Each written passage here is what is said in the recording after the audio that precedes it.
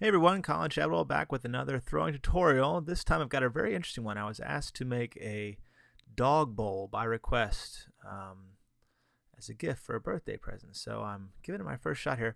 I decided to go for a double walled dog bowl. That way I could carve into the actual side of the bowl without actually disturbing the actual food part. So um, it's kind of a unique process. I read about it in a book. I've never tried it before, and I thought this would be the first time to try it, and I don't even have the book anymore. So I kind of do this by memory. So what I started with here is a kind of a really big donut shape, and I'm just going to clear out the middle here, and I'm going to kind of split this donut, not really in half. I'm going to take about 2/3 of the way out and press down and make this little ring. So I've got two things to throw. So I'm going to start with the inner ring because I have access to it. If I did it later on, I wouldn't. If I did the outer ring first, I wouldn't be able to reach this inner ring. So the goal with the inner ring here is to bring it in, to kind of like cone it until it gets kind of like a volcano shape, and just keep collaring and collaring until I can actually bring it all together so there's no hole in the middle. So you just have to kind of really be patient and leave yourself enough clay at the top that you can get a grip on the top, because if you round it over too much, you won't be able to bring it together. So once I have it together, I'm going to use my rib tool to really flatten this guy out and smooth it over on the bottom.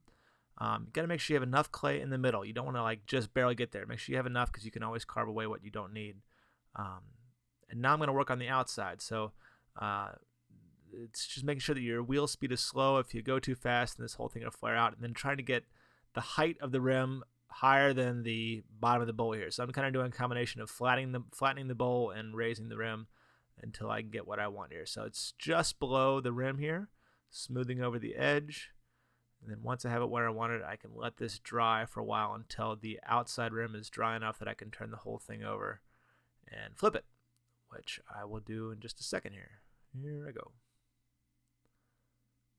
So this is the next day. I flipped the whole thing over. You can see that the bottom is now the top. We have a bowl in the middle, but there is space between the bowl and the outside rim. So what I'm going to do here is just kind of work on this top part here and not making it so cruddy, because this was the part that was touching the bat before. So just going through here, and really timing is crucial on this, because obviously the outside rim has to be dry enough to support the entire piece, but you've got to be able to kind of smooth out the top part here. So the top part is actually still pretty wet, but it's enough that I can kind of work with it here. I'm trying to smooth out the bottom part of the bowl, because when you bring that piece together, when it's flipped over, it kind of makes an ugly bottom. So using that carving tool to kind of smooth it over, and then using the rib tool to kind of smooth it back to a nice even bowl shape is what you want to do here.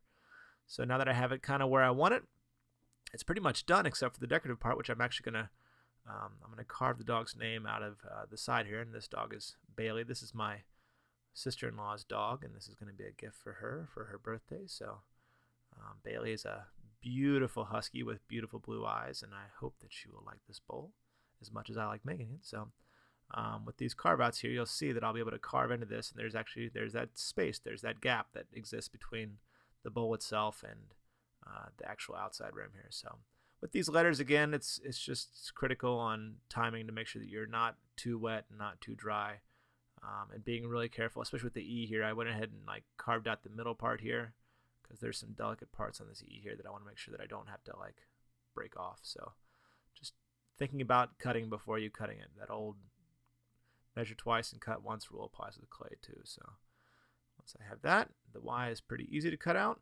It's just a matter of smoothing everything out, letting it dry. And here's the finished result. Nice little dog bowl for Barely. So I hope she enjoys eating out of it. And I hope you enjoyed watching this video, because I certainly enjoyed making it. Tune in later on. Thanks a lot for watching.